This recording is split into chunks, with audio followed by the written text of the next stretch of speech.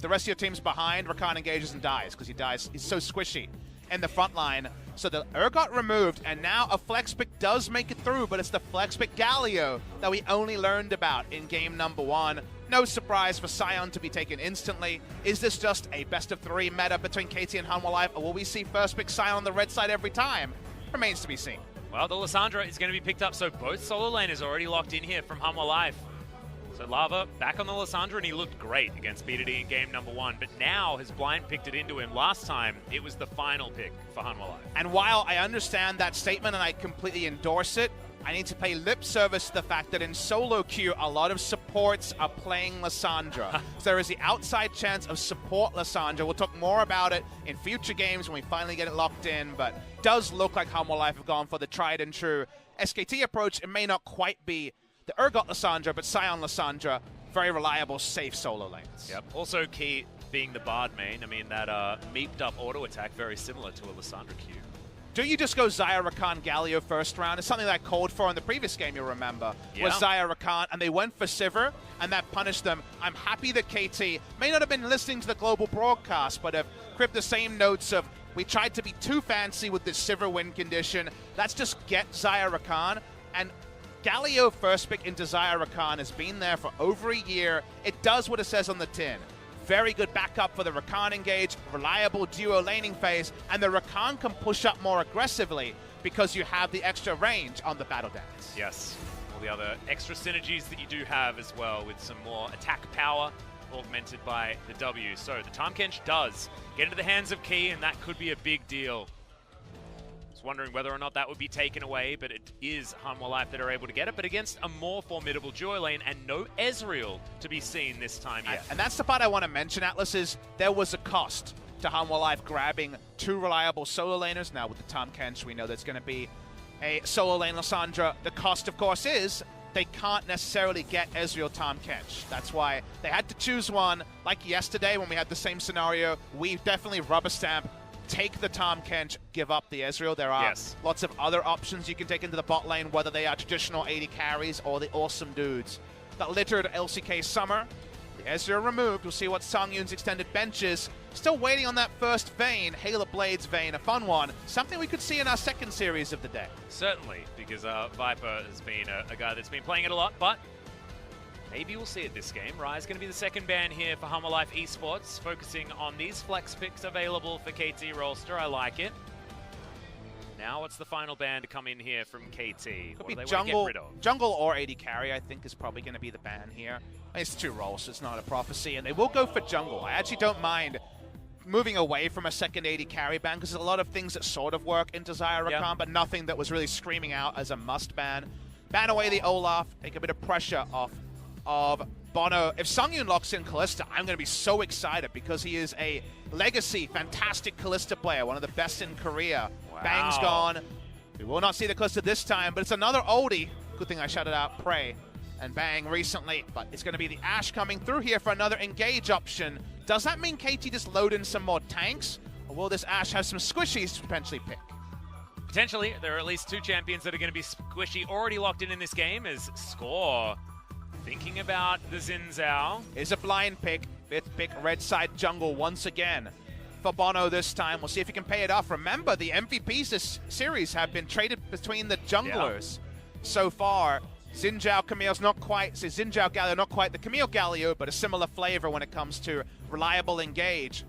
Final pick here should probably be a solo laner. What will KT decide to choose? Could still be the Galio top, but it's going to be Smeb's Rumble. A blast from the past. We finally see a Rumble, and Smeb is the god tier 1 left in Korea. If we're going to see a first Rumble of 2019, I'd want it to be Smeb absolutely every time, as, the Jarvan was hovered, wondering whether or not that was a potential counter pick for the top lane, but that's going to be Lee Sin. Bono, gauntlet's been thrown. Lee versus the Xin Zhao. This is a difficult matchup for the Lee, who wants to get to the level 6 mark, and if anyone meets Xin in the jungle, you're probably going to need to run away. One of the few times we will see a Rumble locked in when neither solo laner has immense kill pressure on Rumble as the game goes on. Rumble's issue usually is lane phase gets really hard after about level 10 because Rumble more about that team fighting. A lot of other laners can do both a little bit more aptly than the Yordle can. But instead, we will see Rumble with the sort of lane where he can farm it out and multiple people will have to rotate through to kill him. So this could be one of the few times that Smeb can unleash the Rumble and feel good about it. And we as viewers are treated to it on the first day of KT Rolster's defense of the LCK. Gives him some great team fight wombo, but the reliability of KT's comp isn't as high as some of the recent Galio comps we've seen. And the reliability of the pick CC coming in from Hanwha Life Esports is certainly there. Absolutely prevalent across so many of their champions as well. And if Bono can get run of this game, he will be able to provide so many different champions for the rest of his team to just gobble up and keep moving on forward with. And I feel like the tone has certainly changed for this series. Hanwha Life have earned the respect of us, the viewers, because it was a great Game 2 performance, and they have momentum now moving in to this Game number 3, this deciding match. But the changes that KT Rolster have made certainly do, to me, look very, very good as far as what made them strong in Game number 1, and that was damage and priority in the early game.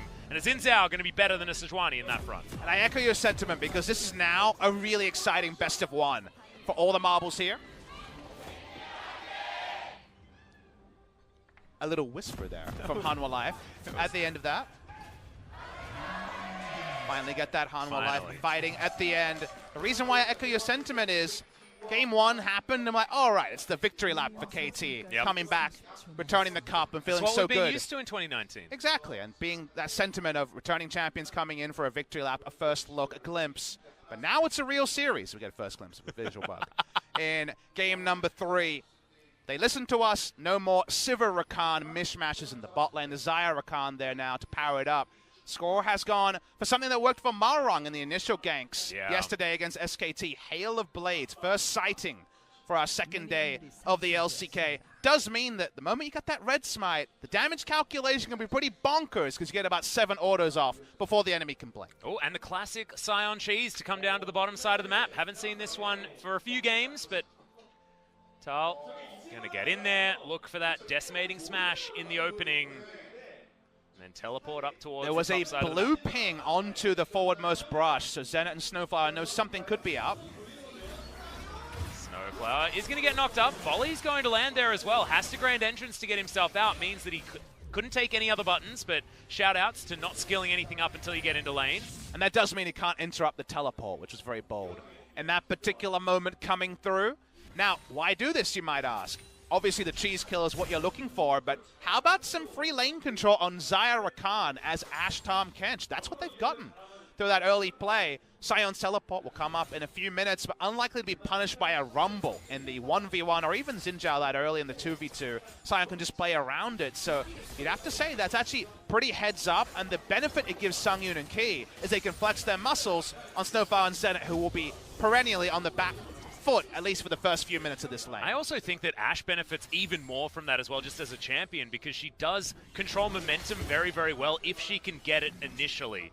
The volley is just so great on an open lane if you can get the wave pushing. Certainly was able to do so very early on there with the help of Tal. And you feel like a buddy system's now been enacted, because you're right, Sungyun is the biggest benefactor. He's like, yes, got level 2. First, I got lane control. Then he throws out a hawk shot, and the enemy jungler is going to be sighted, or at least his path on what camps have been cleared will help out Bono as well. So they're playing it forward in a way that bodes very good for Hanwha Life. And again, loving the best of 3, because so much has changed in this series over the past hour. Yep. Scott is going to be able to get both of his buffs so far this game. Has to walk back in to give that Sentinel another nudge, but we'll be able to take a Rift Scuttler as well. They're trading them between the junglers. Very even start this time, as you would expect, with Xin versus Lee rather than the Sejuani versus Olaf. And Lissandra going for teleport may be standard in terms of team comp, but against Galio Xin Zhao, real chance that your glacial path gets interrupted and you're taken down. So that's something you have to watch for in this game.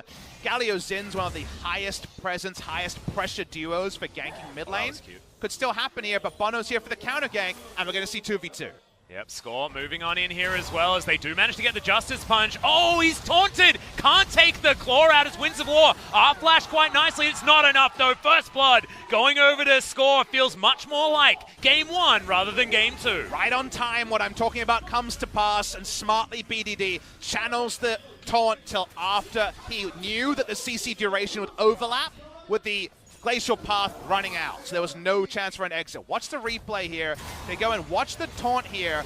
Waits till the back end of the glacial path to guarantee there'll be no chance to get away scot-free. Flash's not going to be enough. Hail of Blades does the rest. Nice gank timing by Score, and already a big change from the Sejuani on the back foot of game number 2. That couldn't be more perfect as well with the lining up of that white CC bar that we were talking about yesterday.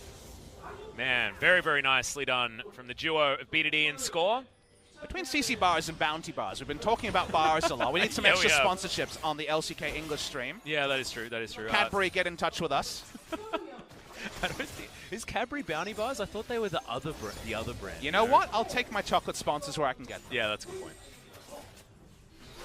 Anyway, bottom side of the map. Feels like things still going well for Hanwha Life. An extension of level 1. Yeah. Again, yeah. It cost a teleport, which is not a trivial thing. But the teleport has gotten them a meaningful lead around the bot side, so that part is good news.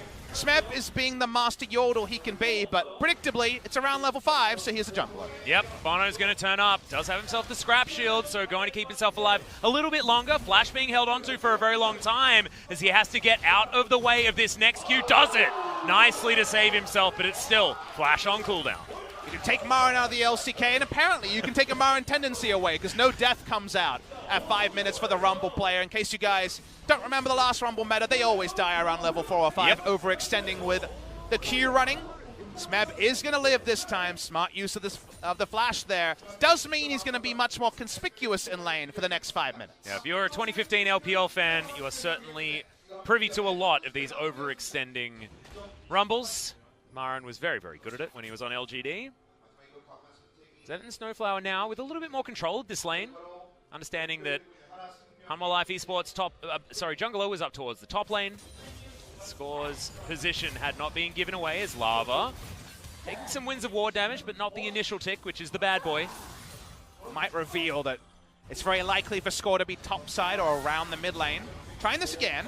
Yeah, has himself another taunt, but oh, there's the Justice Punch! Actually able to stop Lava from taking the claw. Uses his ultimate on himself to keep himself alive, but there's the big damage from the Winds of War, and KT do it again in the mid lane. And that was one of those times where you knew the kill would come in, even though the self-ult was available, because Xin Zhao sees Lee Sin and says, I don't care, I got Hail of Blades, baby. Speaking of what they've got, the Rumble ult is available here. Yeah, Bono could be given the red carpet, but Smeb decides to say no, and BDD will just take that turret plate. First one is going to be taken down. Score decided. Give him a bit of a tap there in the mid lane, greeting for another one of these plates, but not going to have enough minions. Very, very close to getting that 320 gold to start this laning phase off very nicely for BDD. Already 1-0-1 alongside his jungler. Will have even more gold after this grand entrance onto Key. Zenit doing a lot of damage, does have the extra attack speed now, has to eat the grey health. He's going to be able to use that shield to get through the ignite, but now looking to try and find a way back. Any relevant health leads you can get were already shown in game number 1 to be oh so important. But watch the replay here. Again, a lot of people would think that the most you can get out of this gank after it starts is just the self-ult and Lissandra will be fine. But Bono can't actually achieve anything here. He's level 5 Lee Sin. It's Hail of Blades, Red Smite Xin. He gives no mundos about a Lee Sin being around. They will always finish off the kill, and that means Lissandra's already gone down twice in a Galio matchup. And Score now has his Warrior Chant completed as well. So the Hail of Blades is going to be hurting that much more. Coming out of this, Xin Zhao, as he treks his way around the jungle once again. Has to do with Key making a little bit of an invade. We'll be able to pick up a cheeky ward to make sure that Xin doesn't make his way down towards the bottom side of the map, because this Demacian gets down there, it's going to be hell to pay for the Hanwha Life Esports bottom lane. In case you guys are wondering why we were so hyped about Smeb's Rumble, if you're a newer viewer and haven't seen so much Rumble in the past year, most played by a landslide, 71 career games in the LCK and international events. As here we go. Yeah, there's the kickback, but I don't know whether Bono wanted that one. Had to flash out of the way of the Justice Punch, and now Lava tries his hand. It's a beautiful knockback, though, with the ultimate from Score, and Tal gets his way in there. Third time's the charm as they take down the Gargoyle. A sidestep from Score saves him from the arrow, but Hanwha Life, there is still life in this team. One outplay from Score with the ult, but there's so many things from downtown, a Scion Speedway and a large glacial arrow come through, and they get the single kill. They need an objective, though. A lot of ults were used, a lot of time was wasted to make this play. They're onto the Drake, no equalizer in range. This should be picked up by Hanwha Live. Yeah, scored. He was standing on the blast cone, but decides not to take it over for the Ocean Drake. Decides in the end that he will. Just clear out this control ward, knowing that everybody else had exited the area. Bono relatively low on health. Speaking of health, though, Hanwha Live have a lot of health stackers. I wonder how early the Liandry's will be from the side of KT. Usually Rumbles just go for double pan and end up with a Morellonomicon, but this feels like a Liandry special on the side of KT. So good on Rumble, just in general. You can reliably land your cocoons, sorry, your harpoons. Gonna have a replay now. See exactly what went wrong. There were so many buttons pressed. Looked like it wasn't going to work, and then it did. This play from Score is sick. Actually getting lava disengaged, but then Scion flies by. A huge arrow flies by. That's the backup that Ash and also the Scion can provide. So nice stuff there from the side of Hanwha Life. They get the 1 kill. They get the Drake. That means that we have a bit of a trade in the early game. A 600 gold lead for KT and Hanwha Life, showing there's still life in that team. And also just demonstrates what Hanwha Life's composition can do, because it felt like there were multiple tests there for Score. There was like the first ultimate comes in, deals with it. Second ultimate comes in, deals with it. Third one, oh no, that's the one I can't deal with. Fourth one, he managed to come out with fine, but there's just so many buttons that Hanwha Life Esports have that they can start these fights with.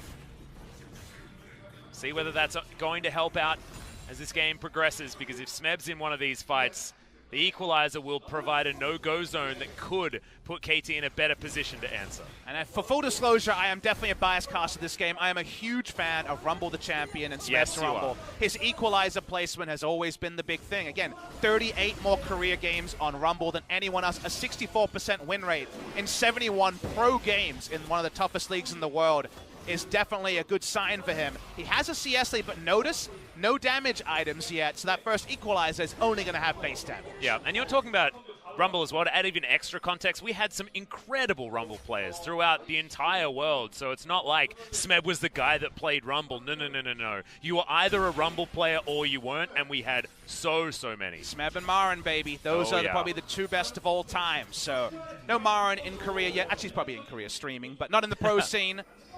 We were calling for him at the end of last year. I'm calling for what the first item is here. Is Smeb going to go Liandry's or Morellonomicon? Those seem like the 2 big options here. It will be the Liandry's I wanted to see, so remember, no magic pen there, just about that extra damage for now. But Liandry's, with all the tanks we've seen today, makes a whole lot of sense. Also just synergizes so nicely, especially up against a Scion as well. He's going to be stacking all that health like you were talking about, so bit of a no-brainer. I think it's a perfect choice. We'll be going for Liandry's, Riley's something potentially, or Zonya's to come in as item number 2. Especially wouldn't have liked going for Ninja Tabi and not double magic pen. This is deep teleport. Here's Scion. Yeah, Arrow is going to come down as well. Here's the combo once again. Bono is going to get in there and takes down the 80 carry so incredibly quickly. Hero's entrance is like jumping into hell here for BDD. They've got the equalizer, but is it too late? His Score is trying to meander his way out, but Key is jumping on him. One more and he'll be able to get the gobble underneath the turret. Just licks him to death. And Hanwha Life Esports, a beautiful team fight, a beautiful engage, and they'll be now 6-2 in kills after it's all said and done. A clean ace onto KT Rolster at 12 minutes, Atlas. Massive momentum shift here from Hanwha Life, and one by one the dominoes fell. The Frozen Thralls came up from death. That Lissandra passive is new in 2019, and they wiped the floor with KT. We're going to see it again, Papa, and take us through everything working this time. There was no dodging of any of these ults. We love talking about that white CC bar. It's above the Zaya's head. She can never use an ability, dies from full in the wombo, and then the moment Lissandra gets there, there's no escape path because the Frozen Thralls come in. Smeb thinks he can back up, but this is a defensive Rumble ult only going on to Smeb, and they can chase to their heart's content. What a play by Hanwha Life. Absolutely amazing. Sangyun there as well, free hitting the entire time, and like we were talking about, Key just able to use that grey health to such great effect, but also keep Score completely out of it. Big moment from Tal, feeling so good about his new team that he's on. SKT escaped with a victory yesterday. Hanwha Life, surprisingly, could do his old telecom team a favor and take down KT. Look at how the damage is so equivalent. Almost the same from Lissandra and Ash. Scion, because he's involved for so long, got maximum value damage from his ult was actually a factor in that fight. The gold lead is now open up. It's not a game-winning one, but the momentum now. Remember, these comms between KT are 5 newer players together rather than just the old heads of 2017 and 2018. There's a lot to think about for KT Rolster. Oh, yeah. And that is relatively easy to replicate as well. I mean, Hanwha Life Esports just wait for these R buttons to be available once again. They rinse, they repeat, they go back in and they punish KT for any sort of positional error. And KT have a comp that wants to go forward, a comp that wants to engage on them. And Hanwha Life is starting to feel like, well, okay, do that, and we'll just answer back and take you down. KT Rolster's super team is no more, and KT still have some legendary names on their team, but name power this year, Atlas, feels more irrelevant than ever before. There's so much new talent coming in, Damwon and Griffin, that just because you were a god 2 years ago doesn't mean you'll be a god in 2019. So much this year is up in the air, and Hanwha Life made the least inspiring on-paper roster choices of players that couldn't actually impress in other regions. Mugen the closest to being impressive in other regions, and he's not even playing so far in the Kesper Cup or in this tournament. Instead, it's about how you play on the day, and KT have made some mistakes, and Hanwha Life gripping this best of 3 with 2 hands and looking impressive doing it. Looking like they wanted a little bit more as well. I mean, it feels like they have rallied. They've decided that Game 1 is an illusion. LCK fans certainly should not be getting that one anymore. They've decided to grab their second dragon of the game as well. Will be another Ocean Drake, unfortunately, here for Hanwha, but they will have a lot of regen. Keep them in these lanes even longer. Leandri's done for Rumble, but are we one team fight wipe away from KT being too far behind in this particular game? We already mentioned that Rumble will not be as at risk in side lanes, but really needs a Void Staff to have even lane control over the Scion. The Scion that's got a lot of null magic mantles worth of magic resist so far. And a lot of reason to keep building them because Ashe is out trading the Xayah for now. Xayah's 3 items are 12 to 15 minutes away. Magic resist stacking into armor later is the luxury that's provided by how this early game's going for Hanwha Life. We zoom out a little bit to know that everyone is lying in wait here, but a solo kill onto BDD probably not going to be a way for Hanwha Life to move forward. Yeah, this top river is somewhere that at least Smeb can have a little bit more control in. Equalizer back off cooldown, so Bono not going to be able to freely take down this Rift Scuttler and is actually just going to get his way out. Safeguard now on cooldown. So many control wards in this area. Seems like just the power of Hanwha Life Esports needs to be respected as... Okay, that was taken by Mono somehow. Did he even use the smite? Nope. Just kicked it. And BDD watching on, you think, oh, what about the flash here? But they just have no map control to make a proactive move from the Galio. They still lose out on the Scuttle Crab. Still another good micro win for the side of Hanwha Life, as maybe we have to lock and load for the Infernal Drake being the one place that KT can stop waving the white flag and find a way to get a meaningful lead in this game. And there we are once again, back to the old Rumble facts of get a fight around a Dragon Pit, and generally that Equalizer is going to find a decent place to go. Is it going to work this game? Is that context going to be the same? You can see what it would look like if it happened, but I'm always a bit down on wombo combos in 2019. Players are so good at respecting what-ifs. It's no longer, wow, that player played around a flash hook. You're expected to play around flash hooks. You're expected to not walk into wombo. Wait to see if KT can pull off a dream move. The dive comes in. No turret obtained just yet, but right now, it's not shown in any meaningful stat. We're not at a 5,000 gold lead, but it already feels like this game is slipping away from KT. And having an ace in the early game, that early as well for Hanwha Life Esports, it's actually almost incredible that KT have been able to keep things... Oh my goodness, Zenit, very quick. On that button press, keeps himself alive with the Featherstorm. I'm just saying that the gold is not necessarily insurmountable at this point. If we remember back, when we were broaching the 20-minute mark, Hanwha Life in Game 2 were so far ahead. And it looked like KT didn't have options to get their way back in this time. Score not on the Sejuani getting bullied around. He is now on the Xin and has 100% kill contribution here for KT Rolster. Could still get some work done.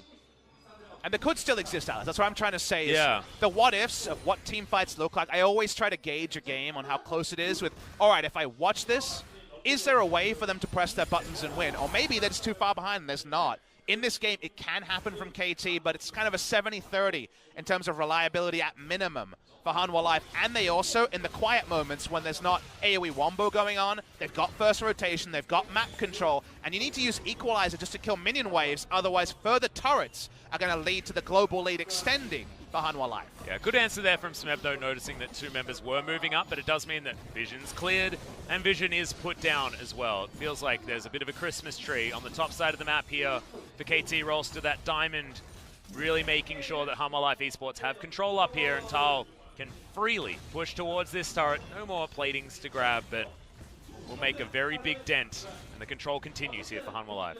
And now, if I left the game, if some people are like, all right, I think KT's going to lose and leave right now, if you then went back to that person and said, no, KT won, the first question you say is, was it a Baron throw? Because the Baron is the one area where the Wombo is a lot more reliable from KT Atlas, and that's the spot where it feels like 19 minutes 40, if Hanwha Life are smart around the Baron, that to me is how they close this game. And the way back for KT is an inspired play around a Baron mistake by Hanwha Life.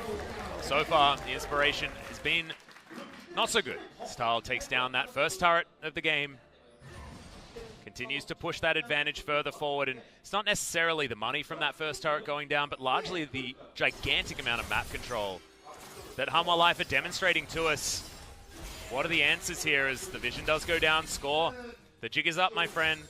Not going to be able to find any joy down here as far as the gank is concerned, and he goes back to the drawing board, trying to figure out where he can impact this Hanwha Life Esports squad. Equalizer coming up just as the Infernal Drake is there to be fought for. But remember, so much about Drakes is about prep, and the prep has been done by only one team, Hanwha Life. KT have to invade. It's 2 or 3 to start clearing what is 4 control wards that was placed around the Infernal. Hanwha Life, they damn want this Infernal. Damn right they do. And there's minions getting shoved into the mid lane out of turret. It is extraordinarily low. They'll probably have to grab that one for themselves if this dance continues for much longer.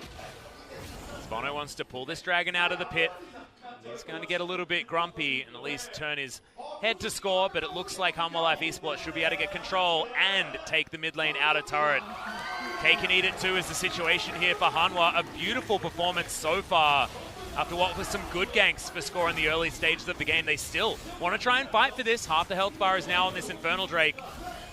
Hero's Entrance is available. Equalizer is available. Score in there in range for a potential smite as we've got the fight into the backline. Good position of the Hero's Entrance. Breaks up. Hanwha Life Esports has beaten it. Is causing a ruckus. That's going to be first kill going down. Sangyun going to be the first to fall. And now Hanwha have to get the hell out of there. KT miraculously managed to make a team fight that they were looking for. They win Drake's Chicken. It's not quite the Baron, but they get an Inferno out of it. They outthink Hanwha Life, who were in 2 minds about whether to finish off the Drake or turn for the fight. KT were making the more clear shot calls.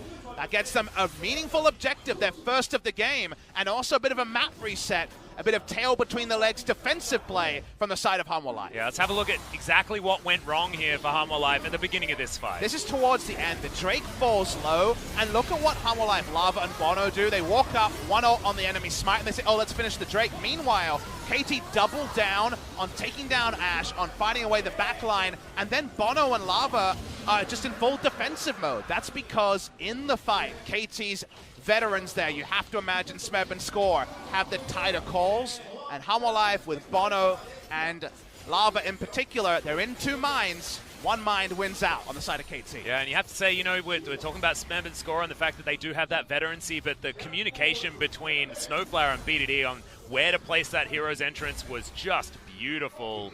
Got him right into the back line and then zipped his way out again with that extended range battle dance, and meant that there was just a whole area of that river that Hanwha Life couldn't enter.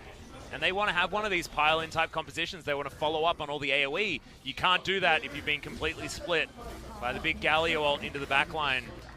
That's what KT's comp is capable of, and now we've got a team fight won by both teams. Probably a little bit more impressive by Hanwha Life earlier on with their ace, but this does mean we've got definitely a match on our hands. And Hanwha Life fans will be happy to know Infernal Drake throw isn't a thing. Remember, we were talking about a potential Baron throw. Yeah. Yes, the Infernal Drake's more than KT deserved for a bit of a haphazard early game, but it's not enough to change the game state, which is still Hanwha Life in a gold lead. Ash Arrow does register. Is going to land this time as Bono does get the kickback as well. Featherstorm comes down in the end. The flash has to be used as well, as this could be the fight that KT wants. In the end, he soaked the arrow, but It's Hanwha Life that look a little bit sheepish afterwards. Lava trying to change that thought process. Fully charged Q flashed out of there by Smeb. Winds of War also still lowering those health bars, but no one dead just yet. And every 50-50 is a win to KT because they are the team behind in map control and behind in gold. The Equalizer controlled the choke so nobody goes down. Zenit has to use his summoners. There's something to return to for the side of Hanwha Life, but the downtown arrow ended up getting them both summoners. Yeah, it was really nice stuff. Reminded me of Season 1, the potential teleport to come in behind, but not going to be any joy here for Hanwha Life Esports. It looked so close, and they did manage to get the Featherstorm and the Flash out of Zenit, so not going to be doing that anytime soon. Now, Voidstaff, like you were saying, looks like second item here for Smeb, so he's trying to get to a point where he can get into a side lane against one of these two solo laners and do some work. But honestly, as a Rumble player, these duo of items tell you either my Equalizer is on point or I lose the team fight. This is an Equalizer build from the Rumble here. It's usually what you see from Rumble. It used to be Leandri's the old style with the Magic Pen into Voidstaff. It gives you some threat on a side lane tank, but not realistic kill threat on that tank. But it's all about the Equalizer here from Smed. Last couple have been pretty good, but the moment one's off point, you do very little. As the Rumble, he's been sitting on the Blasting Wand and the Amp Tome since the first fight about 6-7 minutes ago, so 1300 gold took a long time to clip together. Let's see what he can make use of here. Again, KT do have the Wombo to set up such a play. Right now, they're more about trying to clear some control wards, as killing Smeb will be a happy moment for Hanwha Life. Yeah, that certainly looks to be the priority as we've got 4 members on the bottom side of the map. I think the Baron might be the call here from KT, so Hanwha, no secret that is going to be the option. But you're not worried about it. There's not enough Baron speed from KT Rolster. They're not realistically going to start that. Hanwha Life also. Arrow, Snowflower, grand entrance is really nicely placed. Get out of the way is, okay. Gap closed, it seems, from Tal. They're just trying to race forward to stop there being any plays around Baron. Wasn't 100% clear that Baron wasn't started by the side of KT. They know it now. Yep, was on their minds as well, but like we saw, KT decided that they didn't want to take the overly aggressive play. Just so used to seeing people piling into the bottom lane and then instantly the call being the Baron. We reset once again. KT still on the back foot. Like we mentioned, the Infernal Drake not enough to really change the texture of game number 3, and for Hanwha Life to pull off our first big upset. Yes, Dumb1 beating Gen.G was on the upset scale, but Hanwha Life upsetting KT, our reigning champions, would be on another level. Sangin continues to push in mid lane, and it's Ash Tomkench. It may not be Ezreal, but you know that it's pretty safe to make pushing plays like this. Especially when they've got a lot of pretty beefed up members just behind them here, as well as Tal. Just waiting for that train to make its way back off cooldown. Does have it right now. So can actually get his way in there. No vision available this time around. Blue Trinket has been put down. It's pretty dark on the map here for KT Rolster. They're sticking together, trying to make sure that they can have options, but the Q is going to land. Decimating Smash so close to knocking score up and starting off a battle. Infernal Drake spawned as well, so bot side control of this picture is very important for the easy objective in the Infernal Drake.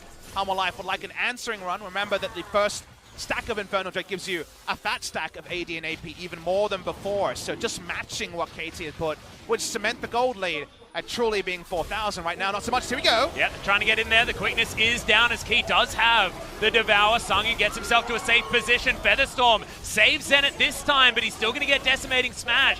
And Tal now trying to get his way out of the fight. Nice double stun to come in here as scored, keeping himself alive. Arrow lands onto Smeb in the backline, but the Equalizer didn't do enough work here as Bono trying some tricky stuff, and BDD putting his way into the front, gets a decent taunt. There are the stopwatches now as Bono slinks away but isn't able to survive this fight. The health bars are so low, but somehow it's just a 1-for-1 in the end. Smeb will die, meaning that Hanwha Life do manage to take the team fight, but damn, it was close. A really intricate team fight between Hanwha Life and KT Rolster, but Sangyun being freer to auto, not even having to flash in that fight, was very important when it came to total damage put out on each side. The Infernal Drake had to be turned off for a second time, but this time Hanwha Life will be able to claim it.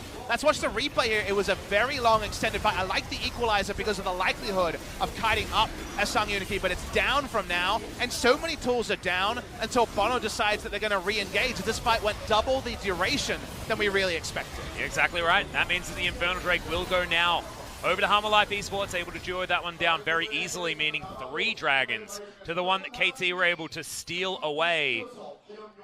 Hysteric's Gauge picked up by Score. But otherwise, I'm looking at these items and wondering what the next breakpoint is going to be. Maybe it's Zenit picking up something like an Infinity Edge, trying to keep that stopwatch there unused for that time. But look at this, Sungyun free hitting on the back line, and have a look at that flash button. That is still off cooldown, even though he was engaged on to begin with. Key had the Tahm Kench, was able to stop any pick CC from coming in. And that's what I zeroed on in that team fight, is the fact that he leaves the team fight with Flash, and very clearly the numbers there passed the eye test that Sungyun was much more of a factor than Zenit could be. Zenit himself, you were looking over the stats. In the one game he played in Kesper Cup, it was a 4-0-5 scoreline, but a very low damage share. It was very much the top side of the map did top side things, and Zenit cleaned up, but not to a great extent in terms of numbers. Needs to really be on point with some damage, and definitely doesn't have the items to make it easy, as turret dive being attempted. Yeah, that's going to be a lot of damage actually tanked up here from Lava. They decide that they don't want to make this decision. Quickness going to be utilized, but immediately the kick is going to come down to disengage. A little bit of a blunder there from Hanwha Life as Score just pokes Bono on his way out. They do have a little bit of leeway to make plays like this that are a little bit more unorthodox. However, more of those you throw at KT, the more they're going to not let that one happening, as we've got some drifting now. Yeah. As the Scion just going to stop it early. Zenit not going to get hit by that one.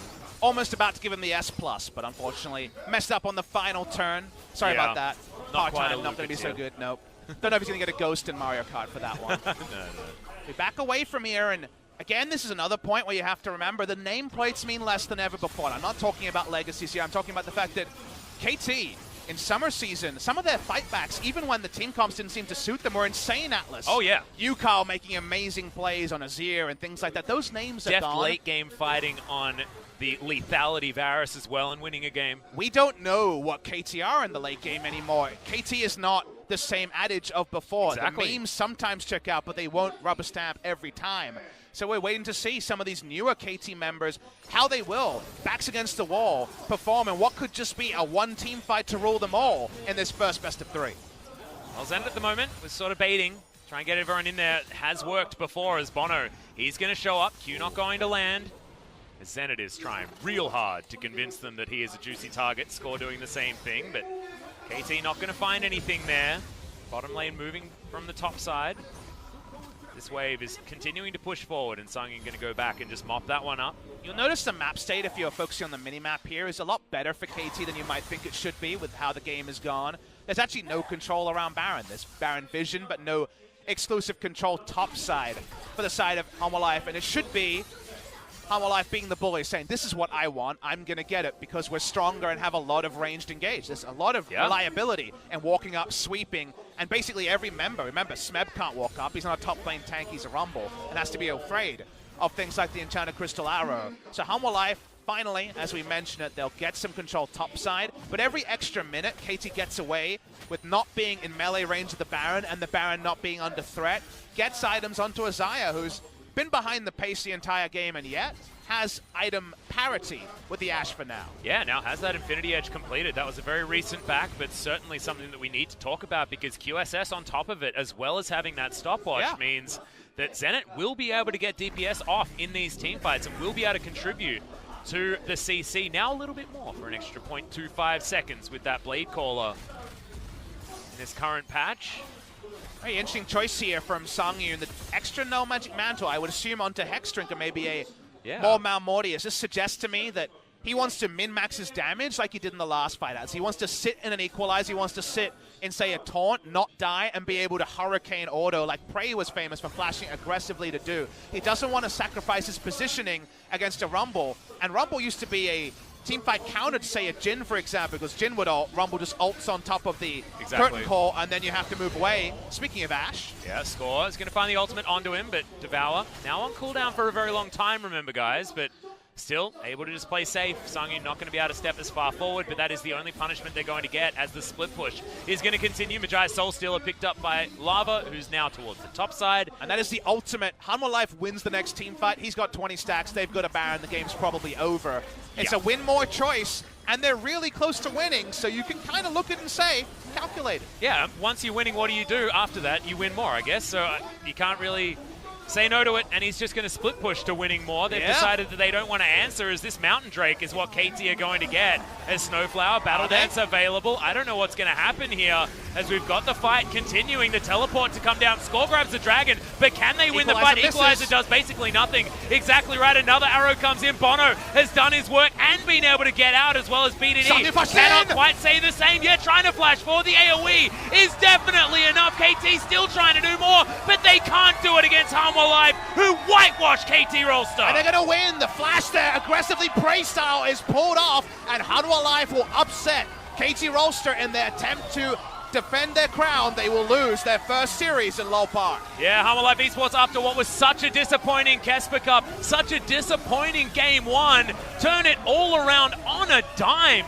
Game 2 looked beautiful, and Game 3, all control from Hanwha, who upset our LCK champions and take Game 1. Hanwha Life Esports out team fight KT Rolster in the clutch, Atlas. Yeah. Something you would never expect in 2018 happens in 2019. The fans either dumbfounded or in ecstasy compared on whether you're a KT or a Hanwha Life fan. A squad that was considered to be in the bottom 3 has just upset KT. Does that mean Hanwha Life is a contender, or does that mean that KT are very off the pace of the top 6? We don't know the answer just yet, Atlas, but we dare to dream that it could be a more competitive 2019 LCK spring for both these teams. I'm just so happy that Hanwha Life have found a way to turn it around. They take a well-deserved bow here, and their first game, their Game 1 here in the LCK, it was looking rough. The match in the end going to be a victory. Really nicely done for these guys, and sticking with the same roster the entire way through. No Mujin to come in, no Soan towards the top side, and thank goodness for that. I mean, Bono had a great performance on the Lee Sin in the final game, and an MVP performance on the Olaf earlier on, and Tal, his Scion was beautiful, starting off the bottom lane really nicely, teleporting top, and then able to get all of these unstoppable onslaughts exactly where he needed to finish this one out. And on a macro level, as you're alluding to, vindication for Hanwha Life fans and the Hanwha Life coaching staff and the playing lineup for not adjusting it. But even on the micro level, it feels even better for me, Atlas, because they earned the win. They out-team fought KT at the end, even though both sides had some great team fight options. That flash in from Sangyun was the icing on the cake of a huge Hanwha Life win. And that's the great part. The coaching staff, the trust in them, that worked. The players also performed. They come away with a famous victory, and now the doubt begins for KT Rolster. Yeah, exactly. How bad is the roster change? Because we saw in Game 1, if you rewind the tape, I know we've got recency bias affecting us a lot right now, but Game number 1, that was classic vintage KT Rolster. They can still do it, but draft questions that we had last year still plaguing them just a little bit. And that last game was the clutch situation happened. Smeb's Rumble was called upon. They weren't able to come away with the win. Does it have to be topside decimation, or otherwise KT lose more often than they win? Maybe the answer to that question is yes. And while that's not a death knell in them when it comes to finishing in a respectable position, maybe that's already a death knell on them competing for top 3, competing for championships. KT Rolster, one of the most famous Korean esports org across games, a StarCraft legendary org, into a League of Legends legendary org. Are they off the pace, Atlas, is a question we already have to raise on the second day of LCK Spring 2019. Yeah, remember, Game 1 has always been a rough one for a lot of our professional teams.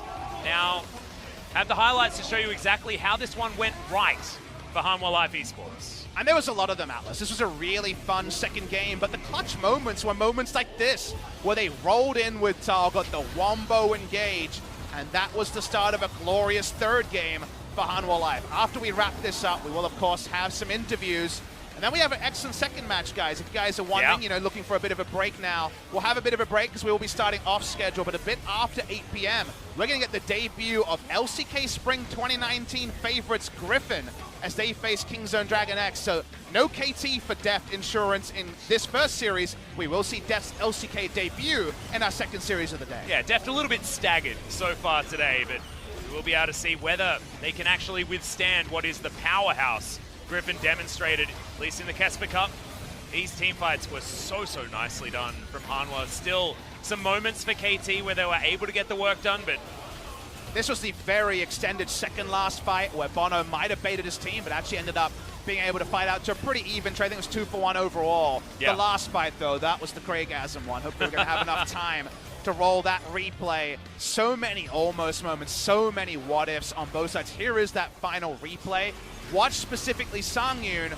As the fight is starting, he's engaged on, right? But the equalizer misses. He's able to flash out of it. Doesn't stop him that they did in the previous fight. And watch when he chooses to flash in. He sees KT comes up and says, I'm flashing in, baby, with my Hurricane running. Everyone falls to the free-farmed Ashe. And that's all she wrote for KT Rolster. That was almost a triple kill with just a volley there as well. As you thought that he was just going to go after BDD, just go the front-to-back style. Doesn't do that. It's going to be the damage graph for you. Still, some large numbers. For Smeb, his Rumble is fantastic, but can't hold a candle to the way Hanwha Life were able to navigate the team fights in the late game. Fun series. Maybe not for KT fans, but I think for neutrals here, you saw the best of what KT could be in game number 1. Hanwha Life showing they're not just going to be walkovers in game 2, and a very competitive game 3 where Hanwha Life walks away, heads held high. This wasn't a KT choke. This was Hanwha Life being better in the clutch than KT Rolster. Again, not a sentence we thought we might say maybe at any point. There has to be a loser in the side of every series, but also when it comes to teams around the relegation spots. And while no one is going to foresee that for KT, you were going to be very vindicated in predicting that for Hanwha Life in most scenarios, not in today's reality. And I just want to hear from the Hanwha Life players, as I'm sure everyone's eating a bit of humble pie and saying, hey guys, we counted you out. Suddenly, you're showing that there should be some faith that Hanwha Life can still eke out victories from teams that on paper, you would think they should be beaten. Yeah, it can be a little bit of a worry, but I'm just waiting for Tal to get delivered his MVP, because I think he was absolutely fantastic in that game. But honorable mentions, I mean, who would you throw the MVP to? I think Sangyun played the fights as Ashe, which we know is very tricky. Really, really well. Honestly, everyone looked really good in that game, so I think there's no name I'm going to throw my hat at, and it's going to be 1-0-11, no deaths, frontlining is Tal on the Scion. Jumps over to Hanwha Life, he finds a victory. Moving over from SK Telkom T1, and while he doesn't even have his pal Mujin, he looked at home on Hanwha Life. He did. So still some potential level up opportunities. This was a really nice drift to secure that fantastic trade of kills. They were able to pick up there early, and it just continued. He was just stopping at all the right stations, Papa, making these team fights look so nice for Hanwha Life.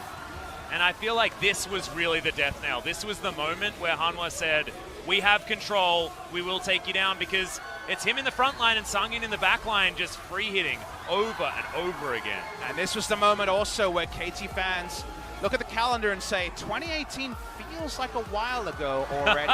And that's the scary part. You don't want to hit the panic button too early. But a lot of people, based on the roster changes, you know, Hand was adjacent to, ajar to the panic button. Losing to Hanwha Life Esports and an earned victory for Hanwha Life rather than a KT throw or anything like that. Your Hand's getting closer. There's still 17 best of 3s to play, but do they have the cavalry? Do they have the roster to contend?